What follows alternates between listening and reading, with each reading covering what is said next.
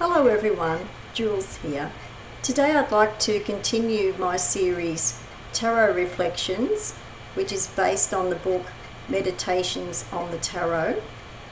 And today's card I want to talk about is in relation to the chapter on the Death card. So here is the Death card from the Marseille Tarot. And this is also known as the unnamed card of the Marseille deck. Very often it is just numbered with the Roman numerals, but it is not titled. So I'm going to be talking about this particular image, and I'm going to talk about some notes and things that I have particularly taken note of from the chapter on the Death card, on the Death Major Arcana card. I find this chapter quite interesting. In some ways I found it the most interesting chapter of the book so far, and that is because there's some very interesting definitions in here that the author defines in his own particular way. So I'll come to that in a moment, about the particular definitions that I really find interesting. But to start with, he defines incarnation, and he defines incarnation as equal or composed of the different levels of existence, especially in regard to the human being.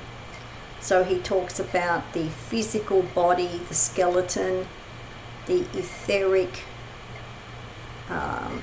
aura, and the astral layer. So these are all different layers of the human that he uses to define incarnation itself. Then he talks about the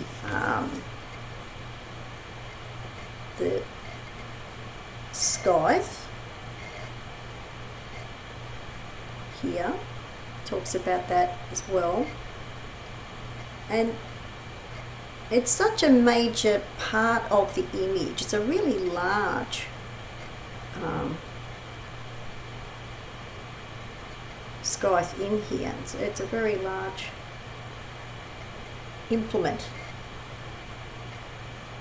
So it's almost as large as the skeleton itself, so it's a really major part of the image. And he says that the scythe or scythe severs ties, severing the ties of these layers. It severs the ties of the astral, etheric, and the physical layers. That is what that is happening. That's what's happening. There's the severing of ties, and he refers to the etheric layer as the vital, the vital body, the vital part, which is actually supplying the life to the human, to the body. Then he defines memory, and he's defining memory in three different ways. As he defines memory as imprint, symbol, or image. And he says that these things are used by the mind to make a recall present to the inner vision. I really like that definition, that you are using an imprint, symbol, or image to make a recall present to the inner vision. I think that's a great definition of memory. Then he talks about 4 different types of memory, and he defines these as automatic, logical, subjective, and even vertical memory. And by vertical memory, he means from above to below. So I've never seen that before, and I really like these 4 types of memory. So it really makes you reflect when you read something like that. I mean, I think a lot of people would not think all that much about the types of memories. I mean, people think, oh, memory, you're recalling something, it's often to do with the past. But I like the way that he's got these 4 different types. Things that you wouldn't even think about in regard to memory. An automatic memory, automatic, logical, subjective. Now, subjective is the one I think of the most, because a lot of people would think subjective is particularly to do with past memories. Automatic would be if you can recall something quite quickly without even really thinking about it, so it is automatic. The vertical memory I've never heard of before, so that's obviously his own term, vertical memory, from above to below. And logical memory I haven't really heard before. Logical memory could be if you are recalling facts, I suppose. Anyway, I really like this 4 types of memory that are in this chapter. Now we're going to get into the things that I found particularly interesting, even more than the other things I've already mentioned. He talks about 2 main esoteric schools of thought, and he divides them into 2 different types. One of them he calls crystallization, and the other one is called radiation. And I had never really thought about this before. I've been studying esoteric philosophy for quite a long time now, and different esoteric schools. But I've never heard these divided into 2 main schools or 2 main types of areas or approach. One being crystallization, and he sort of equates that with a mineral. It's like the mineralization that's in connection with the skeleton itself, which is the actual very physical, materialistic definition of existence. So that's the crystallization approach.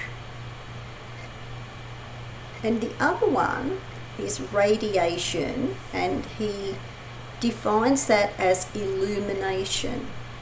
So that would be an illuminatory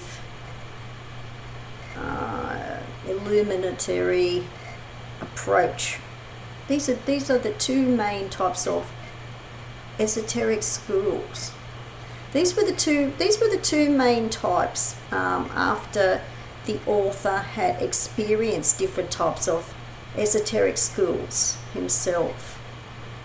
So I had never seen that before, and that particularly caught my attention and has made me think quite a lot about that, because it makes you think about the different esoteric philosophies that are around, have been in existence for quite a long time, some of them for hundreds of years. And you start to, well, I do anyway, I start to think to myself, oh, okay, which ones of these that I know of, that I've experienced, would fit into either one of these main types? So it's a very, very interesting way to reflect on that. Now, the next thing that I found very interesting with this chapter, as interesting as what I just mentioned, is the author gives very good definition of what is a ghost. So this is a very spiritual, the spirit itself, in comparison, to physical existence. What is a ghost? So the way that the author defines this, he talks about psychic crystallization. He says a ghost can be or may be an astral body which can remain after bodily death. Now that's a good definition and a good possible one. Psychic crystallization. That's the astral body which can remain after bodily death. Or he gives another definition that a ghost is an active condensed energy that manifests as an entity.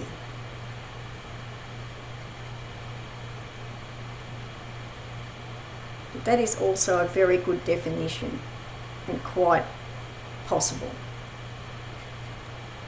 Active condensed energy which manifests as an entity. I probably like that the best. And then the third one is energy which weakens with time. I think that one's true too, because anyone who's had any experience with that, I have had some experience with that, and I do think that the energy does weaken with time.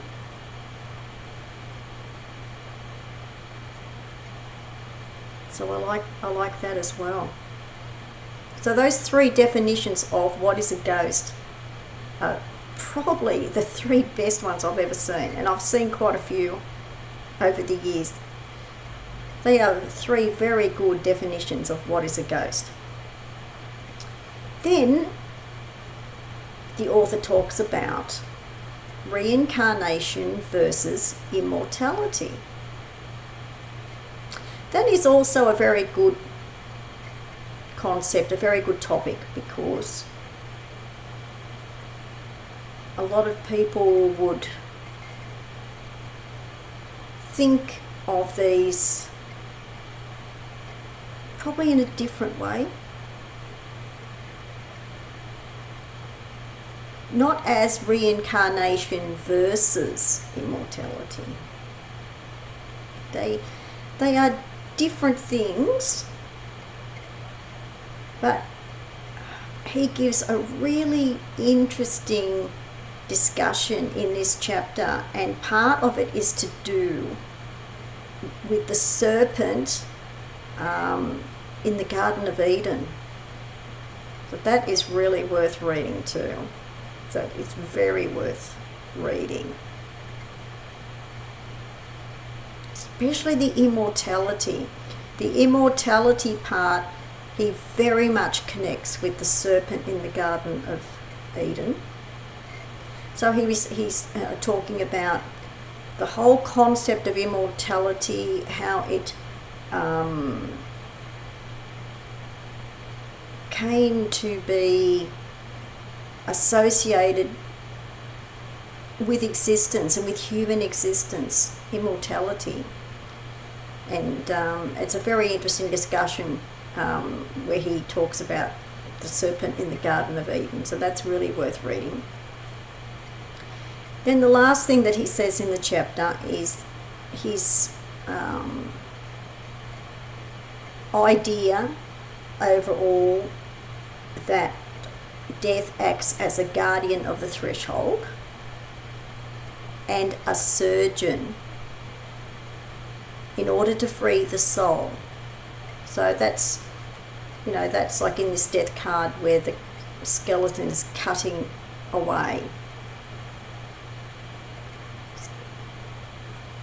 Very much cutting away.